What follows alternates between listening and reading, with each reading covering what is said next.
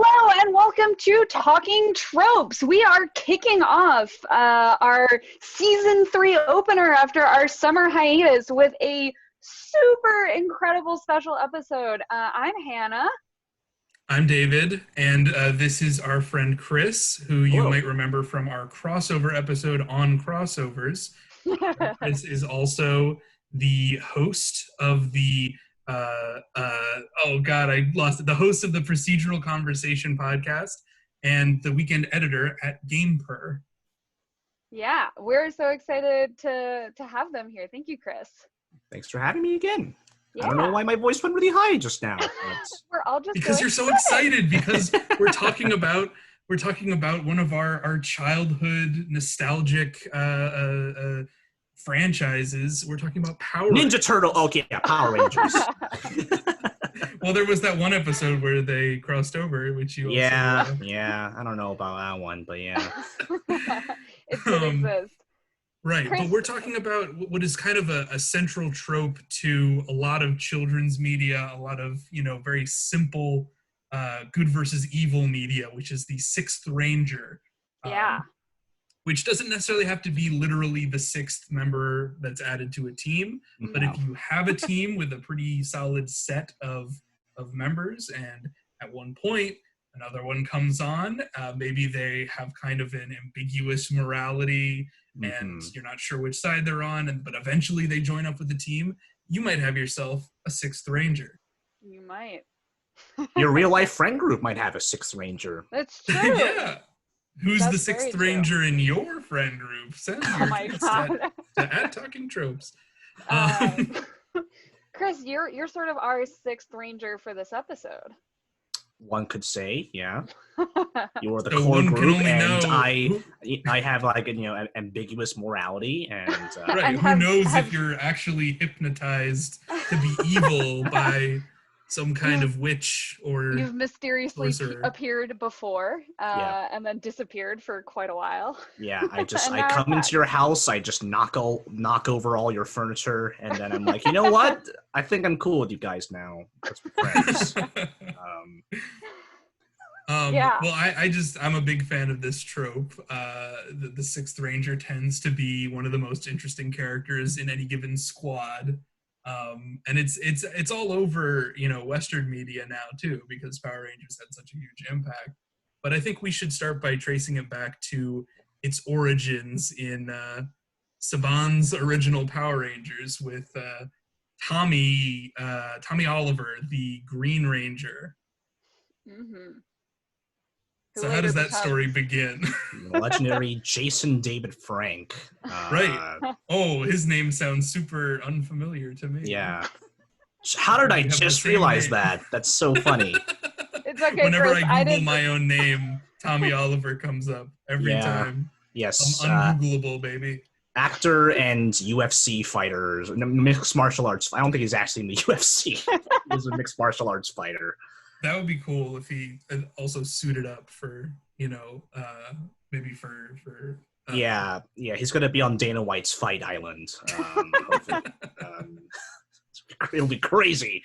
Yeah, Tommy Oliver, he shows up at Angel Grove High School or whatever the hell it's called, and he kind of he makes an impression. If I remember correctly, he kind of becomes like a friendly sparring rival to Jason, the Red Ranger, and right for about 2 seconds. I think that's the interesting thing about him, is that he's supposed to be like introduced and like become a part of the friend group before he gets turned evil, but they don't have enough time for that, because the first appearance of him in the in the Japanese Sentai show, the Zayu Ranger, he's already evil, so they have him join, and then he's immediately like accosted by Rita Repulsa and hypnotized to join her gang. But Kimberly's kind of got some eyes for him, right? That becomes kind of a trend for a little bit, and that kind of disappears. Totally. And they have to destroy the Sword of Darkness or something like that to bring it back. Like, he mucks everything up. He does something with Zordon. I think he doesn't kill him, but he puts a CD in the back of Alpha 5, and Alpha 5's like, oh dear, I've been hacked by the Yeah. hacker. Mm-hmm. And then Zordon gets teleported to another dimension. So I guess at first it's supposed to be like he's gone, so the Zords don't work, but then they just work because they didn't have enough footage of the Zords not working. Yeah, exactly. Yeah, you're kind of at that point. You're kind of you're kind of restricted by the Super Sentai footage. And Right. yeah, I mean, Miami Reform was interesting because like I don't recall the name of the company that does Super Sentai, but like they made extra footage for the US show to adapt to use, which is cool. Yeah, that is cool. Yeah, did that continue throughout like the rest of the series? Not that I'm aware of. No. Hmm. I used to love looking at, like when I was a kid, I used to love looking at these sites that compared the Japanese and the American versions, like with the edits, and mostly it was like, you know, they took out blood and they replaced bullets with lasers. That's mostly it. Right. They replaced all the guns with walkie-talkies. And yeah, the cool thing about the Green Ranger, like he had a very distinct appearance. He had the golden shield, which at times looked like rubber, at times looked like foam, depending on which version you might be looking at. The Saban costumes were always of a lesser quality. Yeah, absolutely. Yeah. Later iterations, when you would see him like as like a special appearance, they would like make his helmet look a little cooler, which is neat. And then he had like the dagger, which is also a flute. Yeah, I love the meme of like it's a dagger that's also a flute that when you blow into it, it makes synth trumpet noises, and also you can blow into it while wearing the helmet. Yes. I assume there's like there's like a little slot, you know? That's like even more disturbing. I mean, that you could put a straw in the mouth of the little Power Ranger lips. I feel like almost every Power Ranger weapon is also like a laser gun as well. Yeah, so that is true. You know, multi-purpose Power Ranger tool is not the most ridiculous thing. There's precedent. Yes, certainly. And right, but it's just that the flute plays synth trumpet noises is the really great part. MIDI trumpets that summon the Dragon Zord. That's to summon the Dragon Zord, right? And so Dragon, my favorite dinosaur. Right, yeah, and that's the thing that's you're gonna find with a lot of the Sixth Rangers is that they kind of like don't quite fit the theme, or if they do fit the theme, it's like it's weird, in kind of a weird extraneous way. It's like a slant rhyme. Right, yeah. Right. But that's like kind of the appeal too, is like it sets them apart that like, a dragon is not a dinosaur. It'd be weird if it was just like a Stegosaurus. Well, I think also part of the appeal of these sort of Sixth Ranger characters is that they have a mystique about them, especially when they're first introduced, you know, especially if they're introduced more ambiguously, like, you know, Tommy, we do meet him before he is purely evil, even if it's for like 10 seconds. But, you know, like as we get into like these other Power Rangers seasons much later on, you know, it gets like, oh my gosh, there's suddenly a new ranger. Where did they come from? They have a deeper voice or something like that. Like, who is this person? Tune in like 3 weeks from now. Right. They often do have possible. Like a voice modulation of some kind because sometimes they're a character we've met before, but we're not supposed to know. Yeah, even though it's completely obvious because they're probably wearing the same color in their civilian clothes. Right, that's the really funny thing is that classic. Like, you know, Kimberly is like trying to figure out like where's Tommy? I gotta find my Tommy. And you know, we also have to figure out who the Green Ranger is, and they're never in the same place at the same time. They both always wear green, and Tommy's now acting super strange, almost like he's turned evil. But then he becomes unevil. Yes. Right. Well, because that was the other weird thing is that he gets a sword after he's already been turned evil, but then the sword like focuses the evil or something, or Yeah. drives him crazy. You gotta And so then when you enforce destroy the evil. sword, he turns good. But he was bad before the sword. So it's just one of those like translation things, right? Probably. It's ridiculous. Because I think in the original it was like, you know, first of all, there's a whole different origin story for the Rangers, and they're, you know, from like 5,000 years in the past. Yeah. And then like I think the Green Ranger is somebody's brother, and there's a revenge element, right? There's something like that. Wait, which one are we talking about? The Green Ranger, original ZU Ranger. I couldn't tell you. I am Too It long was something about the sorceress wants to exterminate the dinosaurs, so they locked her away for a couple millennia. We're gonna trust you on that one, David. Yeah. Right, but the point is, like, the Green Ranger in the Japanese version has a motivation. He's not just hypnotized. Okay. But in this version, he is just, you know, a good guy trying to do the good thing, but he's made evil. Yeah, but then he becomes the White Ranger. Yeah, it's such a weird trajectory because he loses his Green Ranger power because of the green candle, and then he gets it back, and then he loses it again, and then he's just gone, and then the White Ranger shows up, and they used a different suit from a different Super Sentai series. Right? Isn't that Super Sentai series like he's a kid who turns into an adult, kind of like the Blue Ranger from Turbo? He's like a kid that turns into Guys, a I'm the new Blue Ranger. Isn't that cool or what? I'm gonna trust you on that again. It's like I know nothing about Die Ranger, other than Right. I don't know how they did it because I don't remember season 2 of Mighty Morphin very well, but like they still used the Zaya Ranger costumes, but they used Die Ranger footage and monsters and stuff like that. So I think they mostly did it by having that one room that is shot in the US inside of the Zord, which I have a clip of if you're watching the video version. I want to just show you. Yeah, I believe you brought in the clip. The scene of the Green Ranger just entering through the back door and beating up all the Power Rangers. Like with one single punch.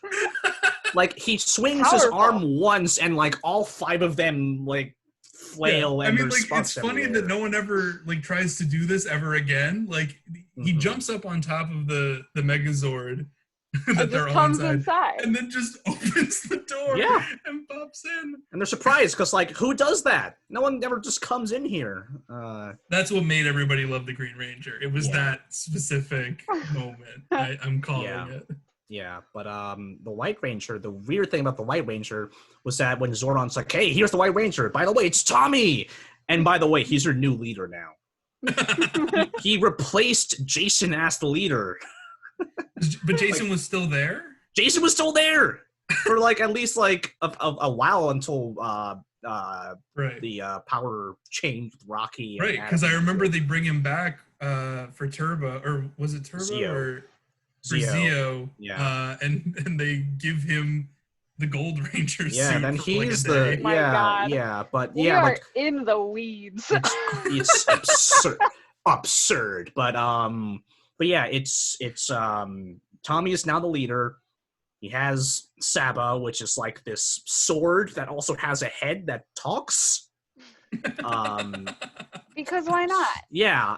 Rule of cool. Like that's the other trope we could definitely just talk about with Power Rangers is this rule of cool, you know? Whatever is the coolest explosion and craziest monster and like best martial arts kick you can do. Yeah. Then you get your own 90s rock theme. Oh, yeah. White Ranger Tiger Power. And Ron Wasserman is a genius, and the lyrics go. It's like that's the composer. White Ranger Tiger Power, and then it just goes on like go White Ranger, go White. It's just like that for like 5 minutes. It's wonderful. Maybe we'll put a clip in here if we can get our crap together. It's cool. It's a cool song. I'm not even joking. Is that your favorite Power Rangers theme song? it might be up there. Like I like the Green Ranger had Go Green Ranger Go or something like that. Yeah. But I don't remember it very well. No, it's But, just that. My favorite is definitely Power Rangers Time Force. I have not been able to get it out of my head all week. It just lives in there now. I'm cursed to bear this for the rest of my life, but it's fine because it's so catchy. Yeah, man. I think Zeo was the first. We did talk about Zeo just like for a second. Yeah. But I think Zeo was the first one. The first one to introduce that like real mystery element for the audience of who the Ranger is. Right. Like the Gold Ranger, you're supposed to like think it's Billy, but then it's not Billy because they decided against that at the last minute. And then it was apparently Billy being the Mighty Morphin Blue Ranger, and then he's like just the tech guy in Zeo, right? Yeah. That's a pretty big demotion. So they were going to make him gold, which is a promotion. But then but then it won't work because radiation. According to interviews, that they were going to get Jason David Frank's real life brother, who plays his fictional brother on the show, oh my god, to be the guy. But then they also said, yeah. I mean, also like the dude who played Billy, like he was bullied on set for being gay. Like people were real shitty to him, so I'm not surprised that like he didn't stick around for very long. Yeah, that didn't make it into any of those. They had the like outtakes in the credits for Zeo. They were pretty shitty to him. It's really sad. Justice for Billy. Yeah. That's gonna be our hashtag coming out of this. Exactly. Yeah. David Yost is the actor's name, but he deserves. Instead, they do like the whole weird Gold is an alien named Trey. Yes, and then he splits into 3 or something stupid like that. And now we're just gonna give the power back to Jason. Yeah, it's like, who can we call up? Who's available? Right. And they do the whole thing like Tommy is like taking the guy to the command center, and they're like in the rocky area here, and like I forget who's shooting at them. But he's like Jason's like wearing a hood and a cloak for no reason other than to not let you know who it is until the end where he can like take it off. It's like, oh, it's Jason. Oh my god, that's exactly right.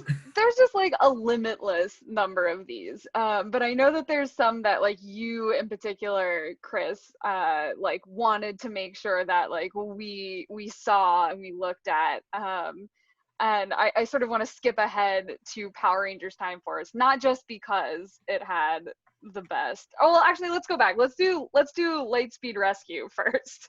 I love Lightspeed Rescue. It's a this weird one case. Is the bomb.com to me. First of all, I love that they are like the theme is like rescue people, and like thank God there's no like cops. First responders. It's first responders except cops because it's a cool season. Everyone is a firefighter.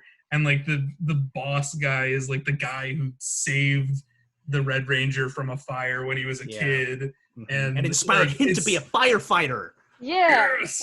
Like it's so badass. And then like and their base is underwater. Ranger, their base is underwater because demons hate water. I mean, I love it. Yes. Everything about Lightspeed Rescue to me is bomb. I mean, the thing about the titanium powers is that like I like how they introduce it, like Carter the Red Ranger, like they introduce it as like he's testing a thing that they're working on. Like they're just just always they're always innovating, and right, because in that version they like humans just built these to fight demons because it's just technology. Totally. Yeah, and so I guess he just couldn't take it. He couldn't take the power. Power. Yeah, so like when someone else takes it, and like the Titanium Ranger shows up, you're like, who the fuck is this dude? And the unique thing about the Titanium Ranger is that he is not adapted from the Super Sentai counterpart. He is an American creation. Right. So any episode that they were going to use footage from the original, he couldn't be in it. So they had to come up with a reason why he wouldn't be there. He's just doing stuff, man. You know. He's got a he's snake always just tattoo. doing It's not gonna stuff. let him morph. Yeah. Right. So like, let's explain that real quick. So, Yeah. He's well, the brother of the Pink Ranger, and he's the son of like the boss man, right? Yeah. Boss man. Ryan Mitchell. I don't remember why he took the thing, but what a dramatic story. He was kidnapped by the bad guy as a kid because his whole family fell off of like a cliff due to a car accident, and he was gonna really like generic die cliff with a root that you can grab onto. Oh, he made like a deal with the devil kind of thing, right? Is that right? Yeah. Yeah, the dad was like the bad guy comes out and is like, make a deal with me and I'll save your son, but he's mine. And the dad's like, never. And then he falls and he's like, no, please save my son. Save and him! then he saves him and like steals him away and brainwashes this kid to think that his dad like never loved him. So he's got this chip on his shoulder about it. But the best part is how they get him to remember his childhood, which is that he meets his dad at the cliff where they fell, and he's like, I can't believe you let me fall to save, my sister. And he's like, that's not what happened. He's like, yes, it is. And then he like tackles him off a cliff, and they're hanging again. And he's like, here we go again. But that turns him good because good. now he knows that it was the demon who tricked him and stole him. Diabolical. I absolutely love it. Yeah, I absolutely love that it's Diabolico. about something, and like the whole thing where like you have to remember that you wanted to be a hero when you were a kid because you wanted to be a firefighter like your old man. Remember, you had that fire truck toy. Remember, you are good. There was definitely a lot of drama in this one. As far but then to as keep him out of the fights, what did they do to keep him out of the fights once he joins the Rangers? Well, so they do this weird flashback where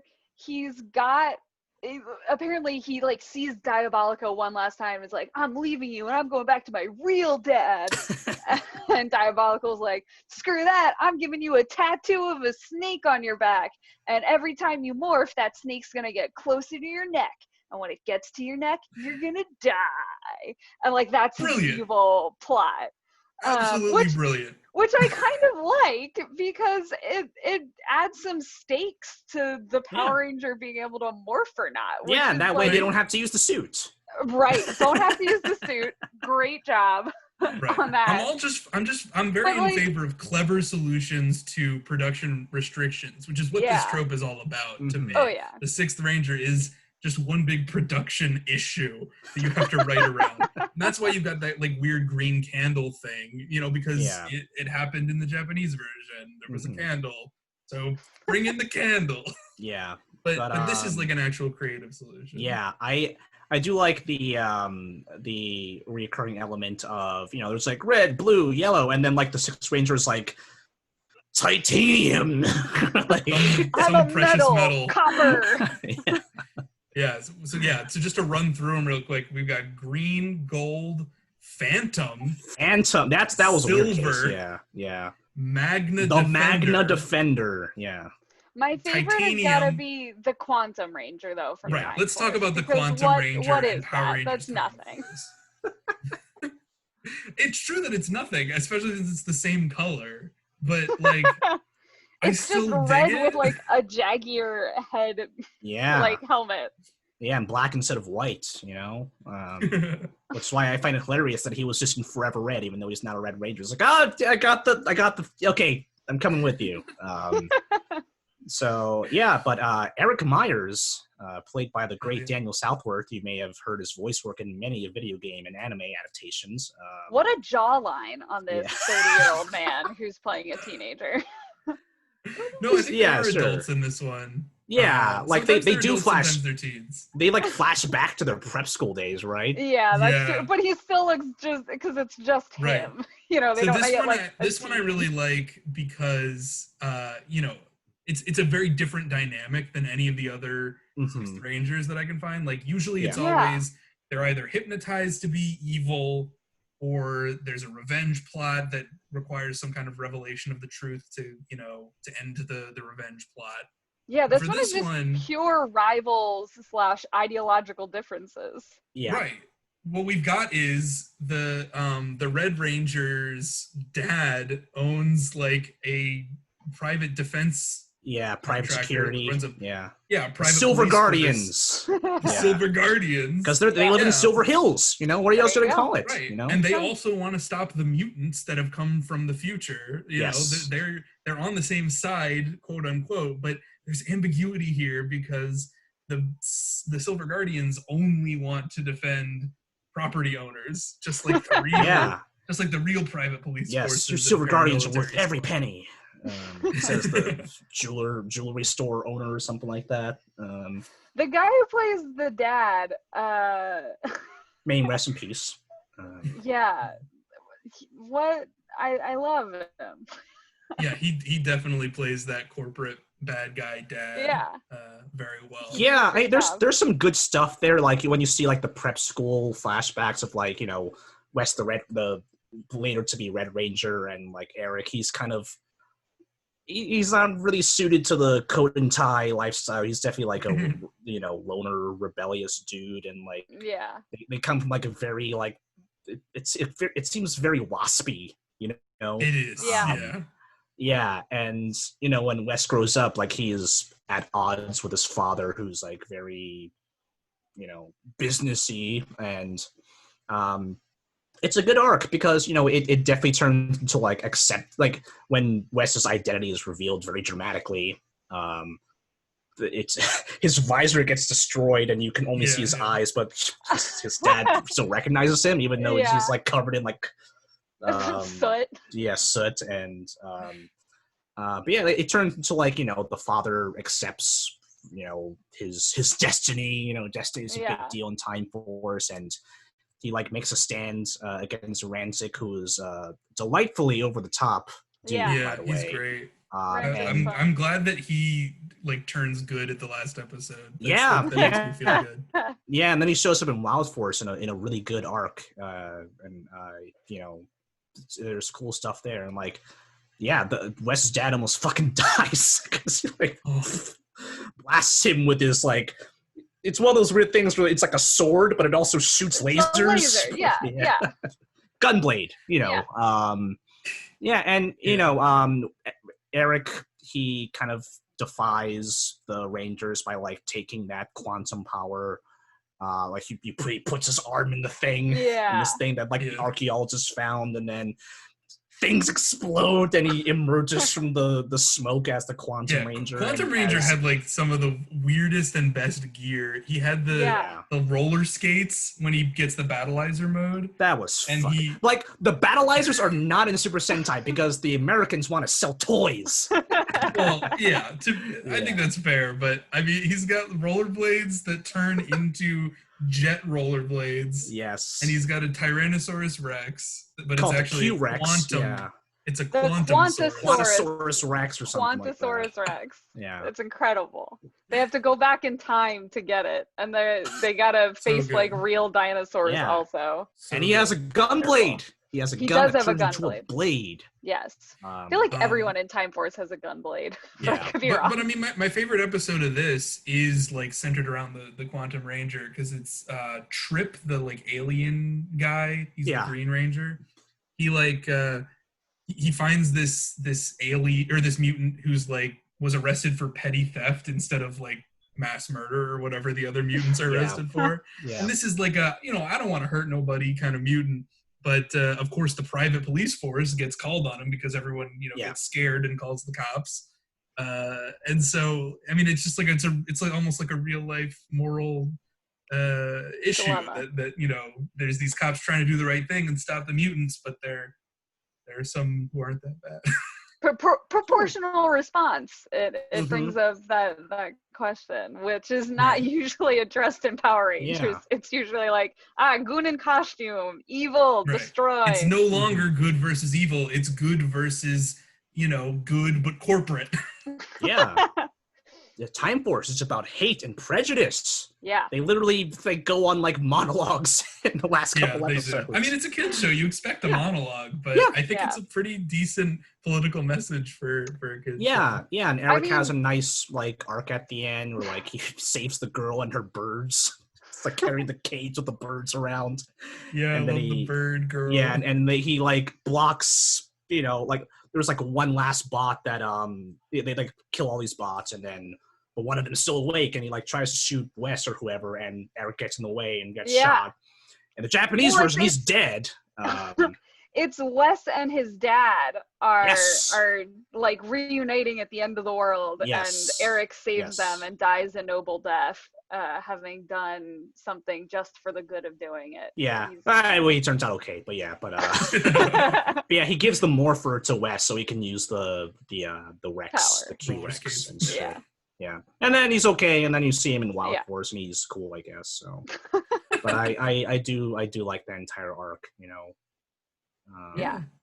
it's very interesting. I like that. I like that one scene. Like there's like that scene in the finale where I think they're like hiding in the clock tower or whatever, and like Wes is just trying to get through his thick skull, and he like pulls his arm, and he like do you see these morphers? Do you know what this means? So good. So good. So now we're getting to like the part, the moment in time where I actually started watching these shows as a kid, the Disney era. Disney era, yeah. Yeah, so we got Wild Force, Ninja Storm, and Dino Thunder, which are all, I think, much more streamlined, like much more pared down to the basics of what Power Rangers is. Yeah, it's weird. Like Wild Force, like it's split in half because the Disney thing happened in the middle of it. So like, it like moved from Fox to ABC. To ABC. So I actually thought it was canceled, and then I just found it on ABC one day. It's like, oh, okay, cool, yeah. Great. And then Ninja Storm was like, they moved to fucking New Zealand to film. And yep. This is the introduction of the horribly masked New Zealand Australian accents with the occasional actual American actor in there. Yeah, they're really trying to hide those Kiwi accents. It's just like commit to being in New Zealand, you know, like just do it. It's fine. We'll still watch it. We're 10. Yeah, Disney did that a lot. Like the Johnny Tsunami sequel was shot in New Zealand disguised as Hawaii, but it was not convincing. That's so wild. Right. But I don't know what it is about New Zealand. Yeah. Wild Force, we got the Lunar Wolf. Right? The Lunar Wolf. The Lunar Wolf Ranger, he's Zenaku at first, like a wolf dude. And right. So this is the first 6th Ranger who starts out as a villain, but that isn't a ranger. Right? Yeah. Because for all the other ones, you've always got that scene where they go, we're all Rangers, why are we fighting? Which they never ask this question whenever like a monster shows up. Like, hey, we don't have to fight. I don't want to hurt you. But they always do it for this evil ranger. But this is the first time that the evil ranger is like just a monster guy, like a wolf. Yeah, he was like an ancient warrior who was in love with the princess, and they sing the worst song ever, and then oh my god, they're singing to the Deer Zord, and then it looks like a fucking karaoke video with like a zoom background, and it's hilarious. It's so funny. I love the CG Zords can be kind of awkward looking.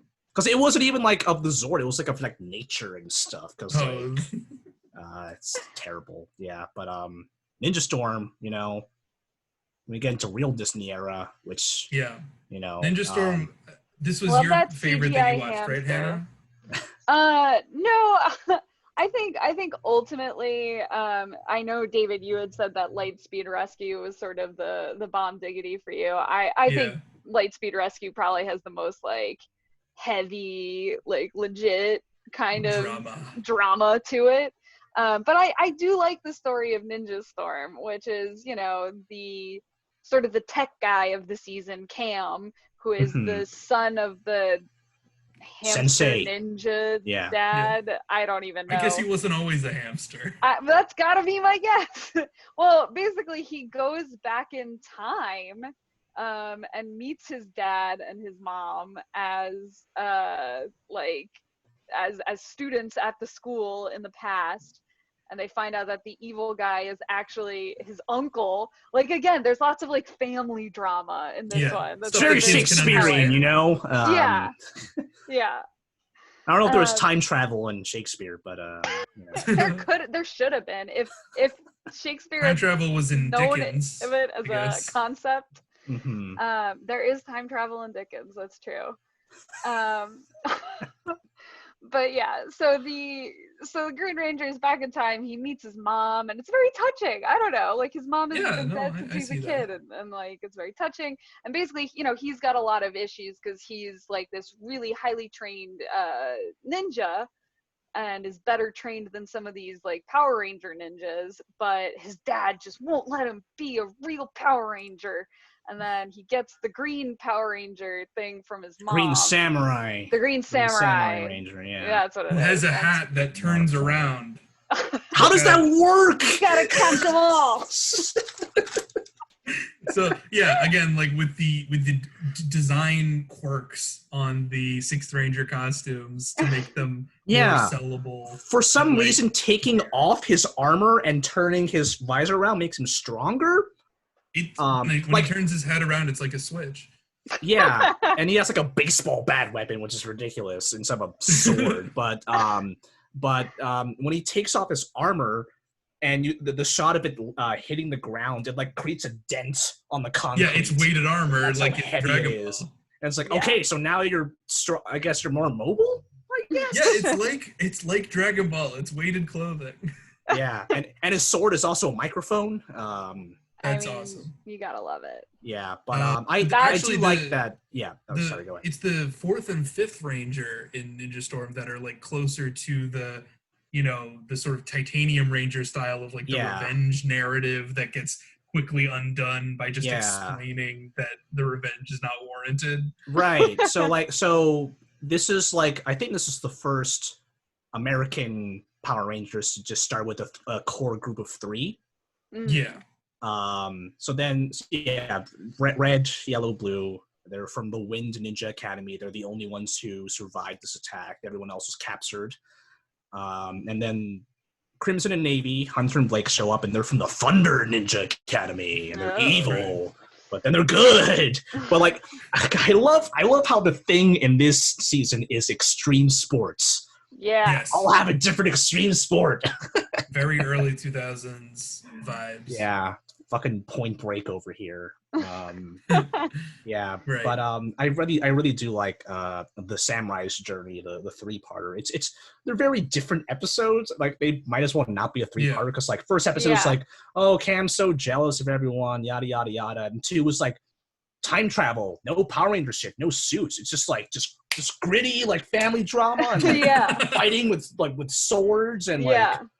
I'm so glad there was no romantic tension with the mom because that would have been weird. Oh my god. Origin story, revelations, and then 3 is like, I don't know, he fights a mosquito or something like that. Yeah, well, he's got to show off his powers basically. Yeah, I thought that was kind of dumb, but the show that I really grew up with was Dino Thunder, the next one, and this will Tommy's always define. Back. Tommy's back. First of all, Dr. O. Dr. O! Yeah, man. What's up, Dr. I dig it so much. With his glasses and his spiky hair and a goatee. His fucking goatee. It's so 2000s. It hurts. Right. How long does it take to get like whatever degree he has in archaeology? Yeah. I mean, it's got to be at least 6 years, if not longer. I guess he probably wrote his dissertation on like space archaeology, and everyone was like, "I guess I can't disprove this because I've never been to space." Yeah. And you have, so you win. Well, but he's the mentor, right? He is. He's the mentor, but he also gets to be a ranger. Yeah. And then the 5th Ranger, who is really functioning like the 6th Ranger here, is the white dragon ranger. Again, dragons, not dinosaurs. Well, again, deep modulated voice. Yeah. Romantic tension. And again, hypnotized to be evil, but then turns good. Very classic. Very like He's the back to son basics. of the bad guy who has a very Jekyll Hyde thing going on. Yeah, I he's a love Jekyll Hyde dino man who wants to Yeah. exterminate all human life and return us to the dinosaurs. But when he's We deserve it. when he's Dr. Jekyll, he's After like 2020, a rich can we dad who really- doesn't want his son to draw. Yeah. I just want to draw. I want to draw. Again, Yeah. they have a hobby thing, like the Red Ranger's the soccer dude, the Yellow Ranger's the songwriter, the Blue Ranger's the tech guy, I guess, or something like that. Yeah, I don't know, Trent would draw or something. And then and because this is of Japanese my footage, favorite yeah. design of a Sixth Ranger too. Like it's like white stuff. with like a spike and like a kind of like red X Spikes. thing on his Yeah, Does yeah, look he's got a pretty red cool. visor. It's rad. And then him and Tommy get ATVs Yeah. because of toys. And then because the Gotta have Japanese ATVs. footage, like they were still like the White Ranger was a bad guy longer than the Japanese version, so they just make up an evil robot version of the White Ranger for them to fight. Yeah, they copy him and then have the They just actual got White it. Ranger just off doing Sure. quest stuff. Sure, yeah, but I do like the Tommy stuff. I do like him as a mentor. You know, the whole, like, you know, when he first morphs, like the Elsa or whatever her name was, like, aren't you a little old for this, Tommy? Yeah. And then, Yeah. you know, and then he had to, like, leave New Zealand, so he became invisible. First he became permanently morphed, and he, Okay. he couldn't reverse it, and then became invisible, and then he, like, he was in comatose. Then he was in a coma. Yeah. Yes, and then he had to fight his previous selves to wake That up. one was pretty cool. He Tommy fought fighting. the Red Zeo Ranger, he fought the White Ranger, and then he fought the Green Ranger, and then, you know... That's all of them. I love when you fight, when you like, figure out, like they change the color grading, so it's like, oh, it's red because he's gonna fight the Red Ranger, and then Yeah. when it's green, it's like, oh, yo, you know what's coming. And then I think he throws the dagger, like, and like it lands next to Tommy, and then you hear that iconic synthesized trumpets. It's like, yeah, there he is. It's coming. Yeah. So that was just like a cool, like, throwback, which I really appreciated. Right. Are there Similar are there, to the being trapped in your morphed form, so you don't have to hire an actor to play, you know, Tommy. We also have the permanently morphed Omega Ranger, Terrible. who is a Terrible. ball of light. Awful. listen. Hey. You can't beat that. I love how he has the Roman numeral 6 on his costume. Right. Because everyone, like, pretty good. the five Rangers have 1, 2, 3, 4 in numerical form. Yeah. And Doggy Kruger just has 100 for some reason. And then Omega Ranger gets classy Roman numeral Yeah. 6. You know. Super Bowl classy. Yeah. Right. So yeah, in SPD we also have the mentor becoming a ranger, but I just think, like, the Omega Ranger being the guy from the future who they met as a kid, but he appears as a ball of light. Ball of light. It's quite the layer. I don't understand why they did that, and I don't really want to find out. I don't really care enough, because that voice actor was irritating as hell. Right, but I don't think that he was as annoying as the Power Rangers RPM 6th and 7th Rangers. But, like, what is even going on in Power Rangers RPM? There's so much. So all right. hardcore. Where do I Like, start? Yeah, go ahead. David, we watched this for our end game. Yeah, and it was equally as badass then as it is now, and as Is confusing. it badass? Yes. Like, they just have, like, this, you know, child genius who invents a computer virus that's like Ultron, and then Ultron takes over the entire world. The whole series is set in the post-apocalypse under a domed city. It's so intense. It's very intense. It's way over the top. And I it's, love it. I love it. I just love I watching love it. baby Jessica Jones actor, who the guy plays who plays Malcolm, yeah. Malcolm, yeah. Yeah, I mean, goodness. that first episode was wild, because it was like, okay, Terminator, and there are characters named Hicks and Vasquez, because the showrunner loves aliens. There you go.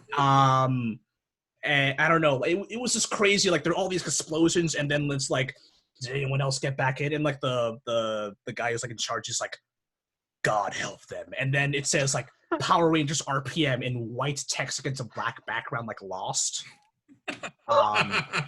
Which is Power hilarious. Rangers is for grown-ups now.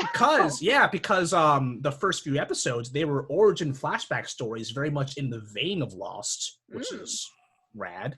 And then the first time you meet the Black Ranger, like it's like fucking Mad Max, where he's like driving in the desert all by himself, and he like gets out of the car, he's like drinking from his water carton, and then he sees one little flower in the desert, and he's like, you know what? Yeah. And he pours a little bit of water on the flower because, life. It's trying to help life come back. And then the robots attack him, but they don't know where he is, and he jumps out, and he like beats them up off screen while the camera focuses on the flower. Because so life intense. Will endure. Right. RPM was the last Disney series, is that right? Before they got bought up by Nick? Yeah, they got canceled for 1 year, and then they did a year where it was just Mighty Morphin, but with like 1960s Batman, like pow, and like colorful things. And then Nickelodeon bought them. RPM is like, child genius, but I love the scene where she's like, okay, do you guys have questions? And then they all raise their hands and they all ask questions about the tropes of Power Rangers, including like explosions and the morphing sayings and everything and the spandex, and they just deconstruct the entire concept of Power Rangers as a gag.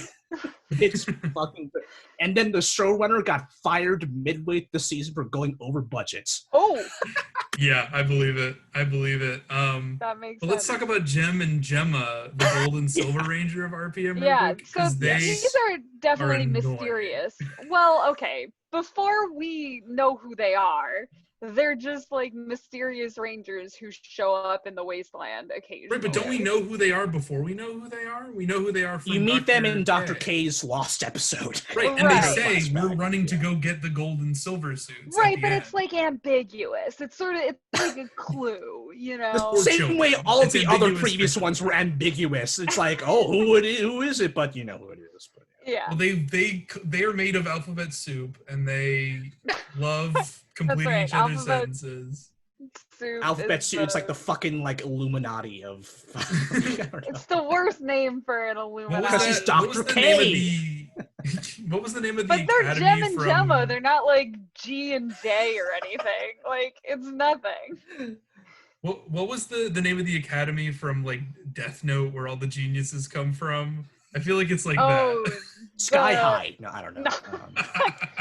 I know what you're talking about, but I also don't remember the place. Anyway, so they're incredibly annoying.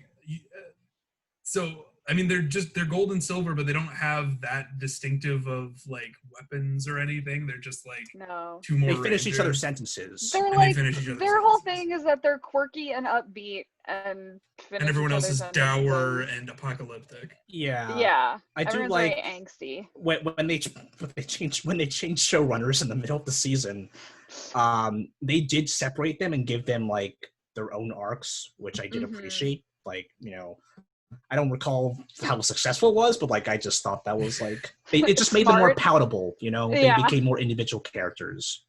Like I think there was one episode where like they do a mission and like the Red Ranger, Malcolm from Jessica Jones, I think it's his dad that's like he's the general. Yeah.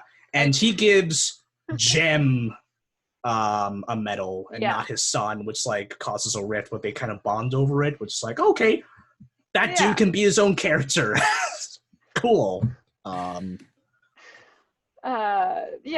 And I mean, I think the episode after that, Gemma gets sort of her own standout with the Blue Ranger, who's the Scottish guy. Dude, who is sort of the mechanic of the team, and it starts with her like diary entry being like, and the Blue Ranger's just kind of a mechanic, shrug. And the showrunners are like, screw that, they're gonna work together. I do like the Blue Ranger's Lost episode because when you first see him as a kid, he's wearing a kilt because he's Scottish.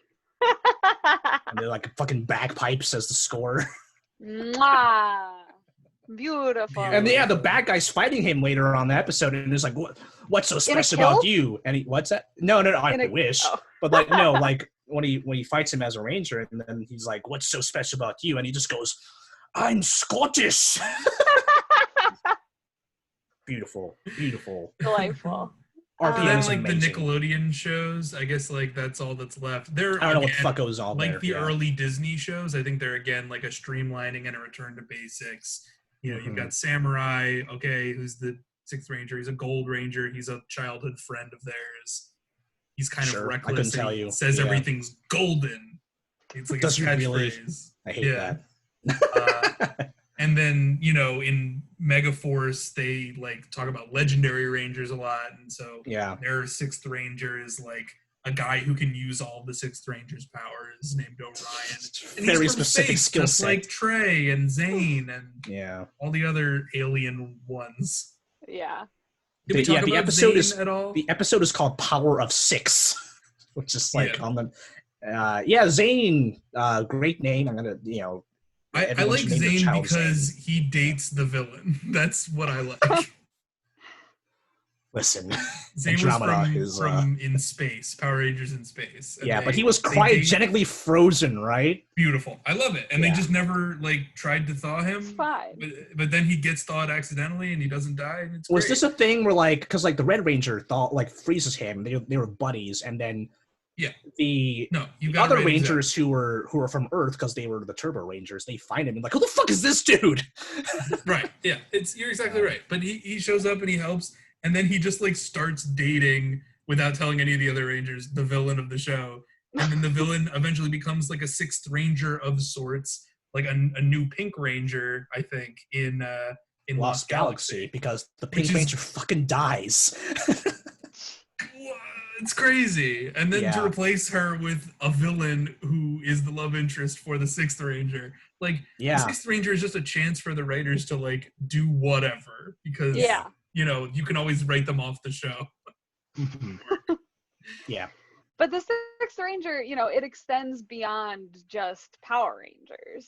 Like, you know, it is become a trope that you know, has transcended its originating medium, and is definitely applied to things. So what have we learned in order to apply it to all of these new, you know, TV shows? Like, what is a Sixth Ranger? How can we identify it? They're like a shot of adrenaline. Like, here's something new. Like, it's kind of like those guys you already know, but kind of different in a cool way. They might be kind of rebellious, or just like, you know, be a little out of step or whatever. Edgy. And it's the mystery of it, the ambiguity. It's taking a show that's good versus bad and saying, what about gray? What about in the middle? Yeah. You know, what about, hey, what if sometimes there's a good guy who's hypnotized or misinformed to do a bad thing? Yeah. Or what if he's just a dick because of their prep school years? What if sometimes you just have assholes who are trying to be good but are just bad at it? And what if, you know, sometimes you have just crazy misunderstandings or aliens? What if sometimes you just have aliens? Yes. Or vampires. Right. So let's talk about some examples that we, you know, think count as our Sixth Rangers, even if they're not necessarily the sixth character on the team. Oh, yeah. And I mean, I think that's the other thing that we've learned from Power Rangers is they don't literally have to be the sixth person on the team. You don't have to have a Roman numeral 6 in your costume. Right. So let's start with Avatar, since we always talk about Avatar, and we'll never be truly done with it, even though we finished our recap. So who is the Sixth Ranger of Avatar? Is it Toph, Zuko, or Suki? Yes. All three? Well, it's interesting because they sort of come in different seasons. I mean, Zuko and Suki, you would say, come in the last season, but the last season, just like timeline wise, was spread out so far that, you know, it was sort of like Zuko came on board and then we get like Suki joining. But, you know, Toph is definitely the Sixth Ranger of season 2. Yeah. Right, because she's, you know, morally ambiguous when you first see her. You don't know if she's going to help you, but she's not a bad guy. And she has a cool design and power, you know, that sets her apart from the rest of the team. And she can kick all of their butts. Right. She brings a totally new dynamic too. Like she is, as you said, that sort of bolt of adrenaline, that like shock to the system.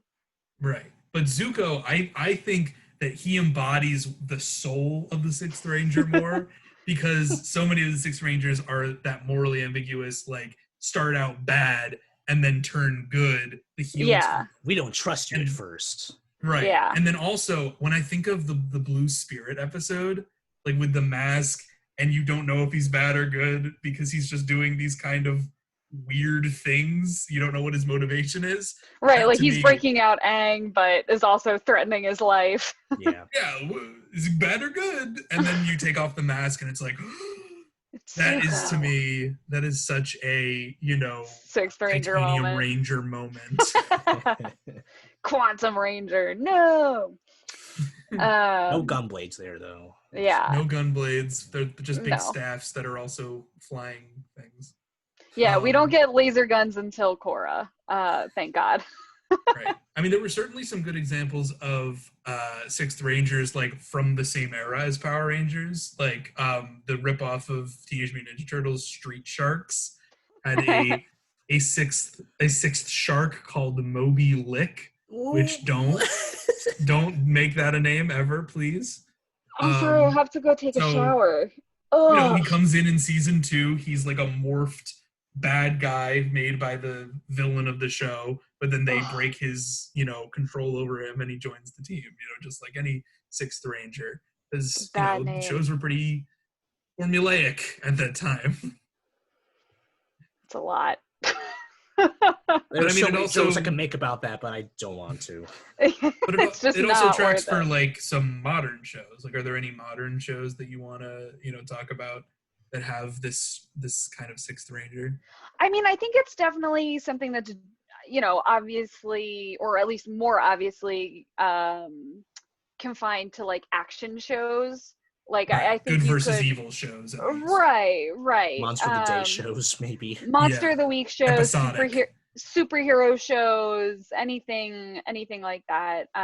Like, in Arrow, we have Sarah Lance in right. season 2 of that.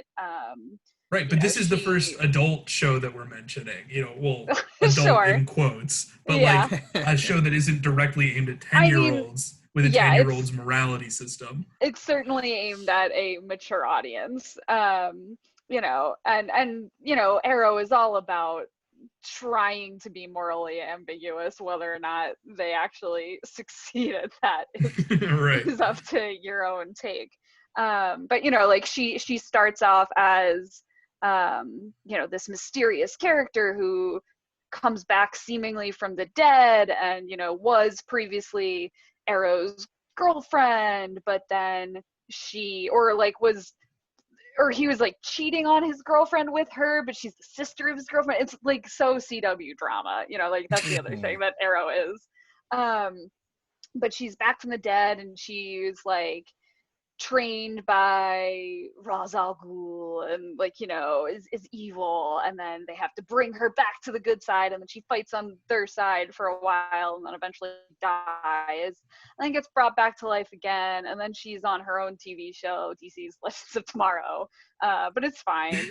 Like but it's like fine. if the Green Ranger got a spin-off show where he which then I'm sure had was like pitched, his own team. but definitely did not have it. Yeah. I mean, it's basically just they keep having Tommy come back. That's all the spinoff shows with the Green I like the idea of talking about adult shows with this. I have here written Burn Notice, a USA drama, because in season 4, they bring in Jesse, who is the character that Michael burned accidentally. So it's like the cycle of violence continues. He got burned, and then he burned Jesse. And so they bring him on, and it's kind of ambiguous, like whether eventually Jesse's going to turn on Michael because, he's the guy who got him burned. I know nothing about Burn Notice, so I'm going to take your word for it. Do you know what a burn notice is? Which 0%. is when you're a spy. When you're a spy, sometimes you get burned, and then you're no longer a spy. Oh, shit. This was literally an SNL sketch where it was a game show called What is Burn Notice, and the contestants don't know what it is. Oh my god, I love it. Very fitting. Yeah. Do Star Treks have sixth rangers? Seven of Nine definitely was a sixth ranger. Well, because she was a Borg. She was literally a Borg. Right. She wasn't made to sell toys though. She was made to sell like body pillows or something. She had a skin tight. She was meant to sell something. And she was replacing another female cast member who left. You know, so I think is maybe less of a sixth ranger and more of like a replacement ranger.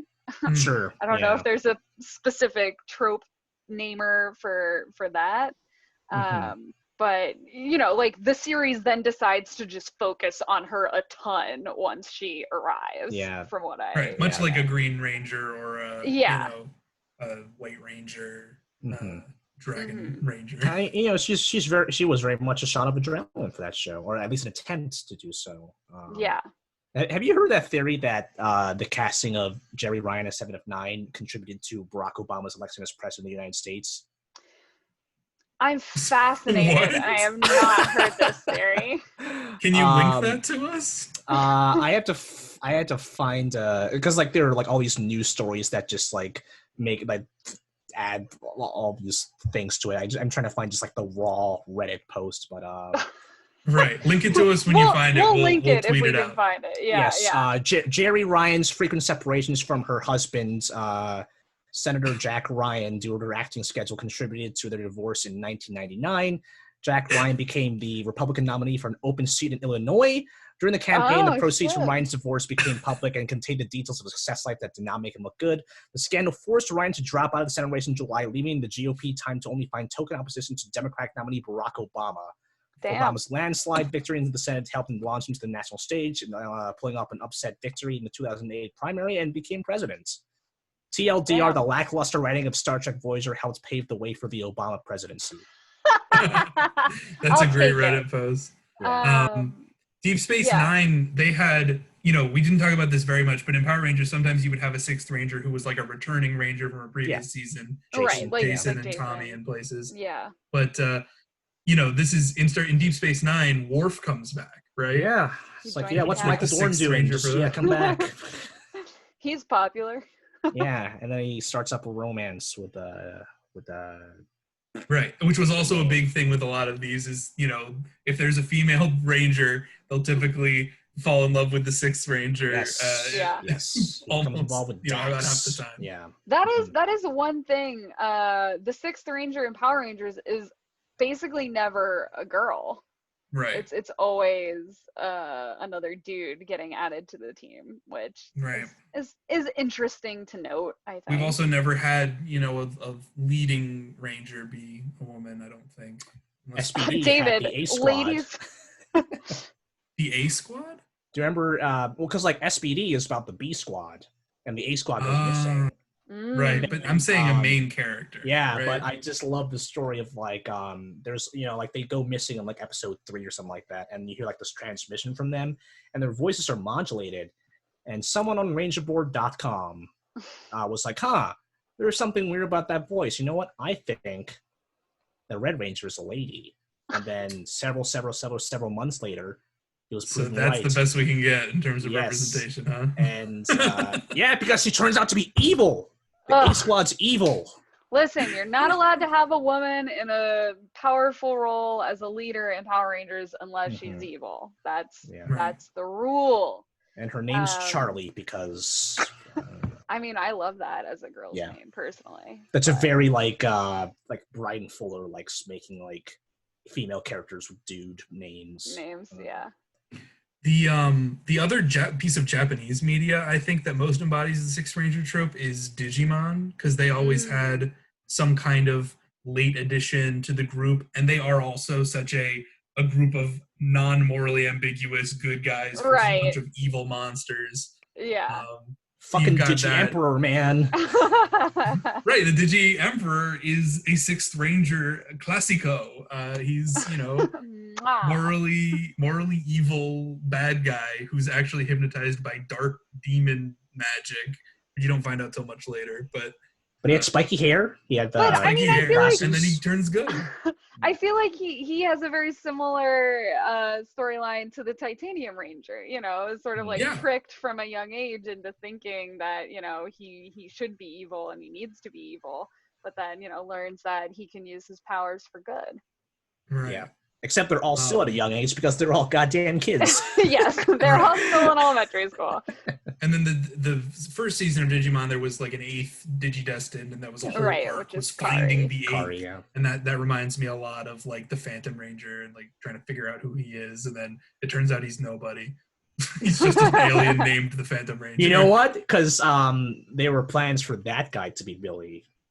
Mm. So there seems to be Billy a just recurring gets thing. the shaft in like every Yeah. Poor possible Billy. way. Yeah. So sad for Justice Billy. for Billy. I'm telling you, it's the new hashtag we've got to get trending, everyone. Right. Digimon Tamers, that their like 6th Ranger was like Impmon, so like an Yeah. actual Digimon that they fight, but he But, turns like, into a good guy in the end. That's just because Digimon Tamers is very different from basically all of Right. the other Digimon. It's really dark. It's so Digimon dark. Frontier. It's legit. People die in Tamers. It's legit. Right, that's true. Digimon Frontier, though, much less dark, but that has the evil twin brother that Twin we never brother. told you about thing, which is absolutely Classic. Titanium Ranger again. Yeah. It's perfect. I stopped Keenan, I after think that. in Data Squad, wasn't he like a I can't like a speak on- Tarzan type? Whatever, forget that. Yeah. Keenan and Kel, yeah. Kel. Keenan is the 6th Ranger of SNL. Yes. And then became the leader. Just We through also pure we staying didn't power. talk about the 6th Ranger traitor trope, which is something on TV Tropes, but they do say in that trope page that it doesn't really happen in Power Rangers ever. There aren't really any like traitor Rangers that join up. Yeah, and it's always the inverse. It's like you're bad, then you're good, not the other way right. around. Or if they Right. do turn back evil, it's like very temporary. Yeah. Yeah. Or they just it's make a an robot. Or it's But a like the robot. 6th Ranger, if you add a character to your show, but you want to preserve the status quo, a good way to do that is to have them join, but then turn out to be evil and betray them. So that's what Right. happens in like Teen Titans with Terra. Yeah. Mhm. You know, which she turns out to be maybe not as bad, but she sacrifices herself, so that's her arc. But I don't know. Or I think does she, David? are Who's there to any say? non-action show versions of this trope that you guys can think of? Any comedies? Any sitcoms? I was gonna say Agents of S.H.I.E.L.D., but the dude was with the That's- core. He was with the core team from the very beginning, so that doesn't count. Yeah. Also, action show. But Yeah. how about NBC's Community? How about Chang? How about Well, yeah, because it's Chang? the study group. Like they sit at the table, so and it rotates. Again, it's like a very specific regimented core cast, and if you're Yes. not in the core cast, then you're a side character. But Yes. Chang, He always sits at the has that table. moral ambiguity. He's not Yes. evil, but he's not good. He becomes the Fluctuates emperor. between Well, them. but he is evil, which is Right, why well, he it's so turns weird. evil, but then Yeah. he's turned good again. Chaotic that's good, when he let's say. joins- Yeah. He finally joins the study group. Yeah. The problem is the story group, the study group, just gets so messy anywhere past season 3 that Sure, but that's Power Rangers people are too. in and out. People are in and out of Power Rangers in seasons 2 and 3 too. Yeah. Let's just replace the Black Ranger and the Yellow Ranger real quick. Just That- get out. look, I love it because it's Jason. Who is it? It's Jason, Kim and Trini. Oh no, Jason, Zach, and Trini, and they leave for a peace conference. I think it's the excuse. What the fuck Yeah. does that mean? It's a conference It about means it's peace. beautiful. They're all just gonna get high in a treehouse. That's what a peace conference is. Let's send these high schoolers to this peace conference. Oh man. Great. So, any other like key 6th Rangers that you guys want to talk about? I think we've covered We've covered pretty quite a bit. huge amount. I mean, there's certainly a lot more anime examples of this that we could go into. All of like the Transformers shows did something like this. Yeah. There's some like morally ambiguous characters in Teenage Mutant Ninja Turtles who join the main squad, but like I think that like everything falls into patterns established by Power Rangers or used by Power Rangers in some way. I'd like to introduce Hobbs from Fast and Furious as a Sixth Ranger. Hobbs, and then what about Shaw? Sure. I mean, Shaw is like, I don't know. He's the like Ninja Storm and Dino Thunder had like sixth. Yeah, it's kind of like that. But I mean, Hobbs was just like an adrenaline shot. He was a bad guy trying to catch the family, and then he joins the family. Boom. Yeah. Oh, what about My Little Pony? Do they have there's 6 of them, and then they have a 7th, I think. Do they? I didn't watch that long. I think it was later in the show they have a 7th one who used to be like morally ambiguous, kind of bad, but not really. Not really for the whole friendship is magic thing. Starlight Glimmer. All the bronies sound off in the comments. Sure. Jeez. Danny, the ponies go to a peace conference. Yes. Steven Universe, you could maybe argue like Peridot or Connie or like Lapis I think or Lapis, something like that. Right? Lapis shows up, is just like, doing weird stuff that isn't really evil or good, but just kind of angry. And then eventually she switches to the good chaotic, side. Neutral. And she kind of runs off and just, leaves the plot for a while. Bismuth maybe also kind of does that, morally ambiguous, joins the main group, but then kind of disappears for long stretches of time. Would you say we can't get Uzo Tuba? Does the Pokemon anime have 6 Rangers, or is it just a rotating cast kind of deal? It's a rotating cast thing. Yeah. Oh wait, what about it was like Ash's not rival, but he also had a Pikachu in the first season. Gary? Not Gary. No, but there was like a rotating guy who was like not quite a rival. It doesn't really fit for Pokemon, I guess, because they're not like battling evil in the same way. You could say, Team Rocket, like somebody halfway between Team Rocket and the good guys. Yeah. The 6th Ranger is halfway. It's got to be halfway between the good guys and the evil guys. Buffy has got a lot of those for kids. Buffy has them, yeah. Yeah, there's Angel, Spike, Anya, who starts out as a demon and then ends up marrying Xander. And then Faith is kind of a 6th Ranger traitor, right? Yeah, joins the team briefly, but turns out to be evil, but then is good again. Like, she goes back and forth a couple of times. Right. So it's complicated. This one has gone on quite a while. There are a lot of 6 Rangers out there. There's so many, but they're fun and they're interesting. Like, they like you said, they're there to throw off the established dynamic, insert some adrenaline, potentially provide a redemption arc, or, if we're doing a face heel turn, provide just like additional conflict, and then eventually bringing them back again. And it makes your 5-man band or your golden trio like a little bit more interesting, I think. And also, sometimes they have the power of fast, so they go whoosh, whoosh, whoosh across the screen. Gotta have power of fast. Anything else to add, Chris? Anything else?